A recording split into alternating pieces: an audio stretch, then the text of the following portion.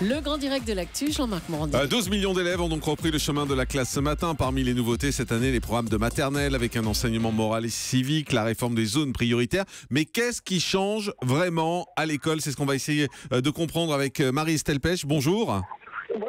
Merci beaucoup d'être en direct avec nous sur Europe 1. Vous êtes dans un établissement scolaire pour essayer de nous expliquer ce qui va changer concrètement. On va essayer de faire le tour d'abord en commençant par la maternelle. C'est là où il va y avoir les plus gros changements.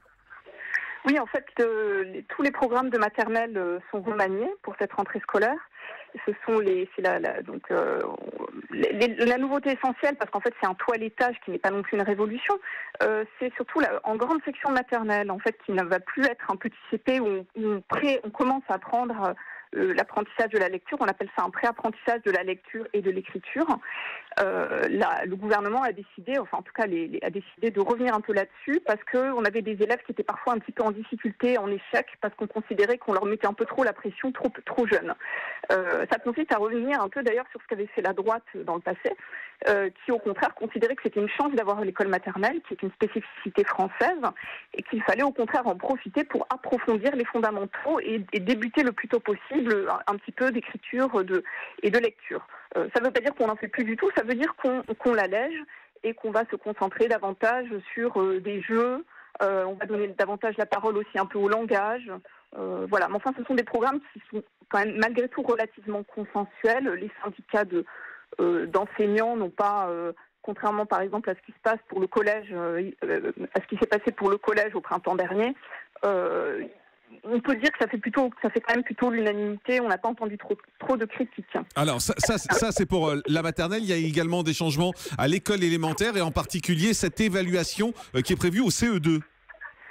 Oui, alors c'est une évaluation qui est prévue pour vérifier un peu quel est le niveau des élèves dans les classes, dans les écoles, pour voir où on peut avoir besoin de remédiation, où il faut mettre en place des petits groupes pour mieux travailler le langage, l'écriture, parce que l'école primaire, la chose la plus fondamentale, bien entendu, c'est l'apprentissage de la lecture, qui commence en CP, mais qui se poursuit tout au long du CE1 et même encore au-delà, au niveau du CE2. Et donc là, on va évaluer quel est leur niveau en lecture, en mathématiques, etc. Et ça permet d'avoir une photographie à un instant T de ce qu'est le niveau des élèves français. Mais est-ce que ça veut dire qu'il y aura des sanctions, par exemple, si le niveau n'est pas bon, les élèves seront sanctionnés ?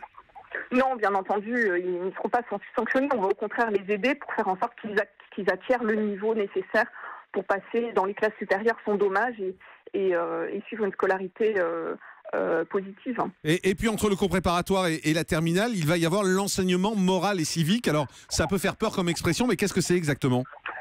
Alors oui, effectivement, ça peut faire peur, mais en fait, c'est pas non plus aussi révolutionnaire que ce que l'on peut bien entendre parfois. Il s'agit tout simplement de l'instruction civique qui existe depuis des années et qui est remaniée.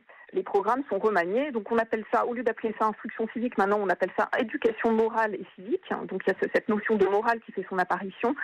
C'est Vincent Peillon, l'ancien ministre de l'Éducation nationale, qui l'avait souhaité parce qu'il était très attaché à cette notion. Et puis ces programmes ont pris une dimension supplémentaire en janvier après les attentats de Charlie Hebdo. Le gouvernement a considéré qu'il était urgent de mettre en place tout un tas de thèmes, de renforcer l'éducation à la laïcité, à l'éducation aux médias, au décryptage des médias. Ça c'est plutôt bien en fait. C'est plutôt bien, oui, c'est positif. Ça ne fait pas vraiment débat. Ce qui fait débat en revanche pour les enseignants, c'est plutôt que ces programmes ont été vraiment mis en place à marche forcée, qui n'ont eu aucune formation, donc ils se retrouvent et ils n'ont aucun livre. Les livres seront prêts l'année prochaine, les livres scolaires. Oui, d'accord. Donc ils se retrouvent un peu sans documents, sans rien, sans préparation, donc je crois qu'ils sont pas très contents. Et puis il y a ce mantra un peu sur de la laïcité, de la morale qu'on répète depuis 6 mois. Qui peut peut-être aussi agacer certains enseignants qui disent bah oui mais enfin tout ça c'est pas très neuf, on le faisait déjà, de la question européenne, la laïcité, les médias, le fait religieux, on en parlait déjà quand même aussi dans les anciens programmes. C'est-à-dire c'est plus un effet d'annonce, un effet de manche qu'une réalité ? C'est pas uniquement un effet d'annonce, parce qu'il y a un vrai toilettage. Maintenant, encore une fois, donc on va parler par exemple du harcèlement scolaire, alors qu'on n'en parlait pas trop avant. On va parler beaucoup plus des médias, on en parlait peu avant. La laïcité, ça devient quelque chose de très important. Mais on en reparle plusieurs fois pendant toute la carrière scolaire entre guillemets d'un élève. Et puis c'est un programme qui est même plus lourd que que le précédent. Ça, c'est aussi une autre critique qu'on entend de la part des enseignants. On a jusqu'à 19 thèmes, 16 thèmes selon les classes de collège.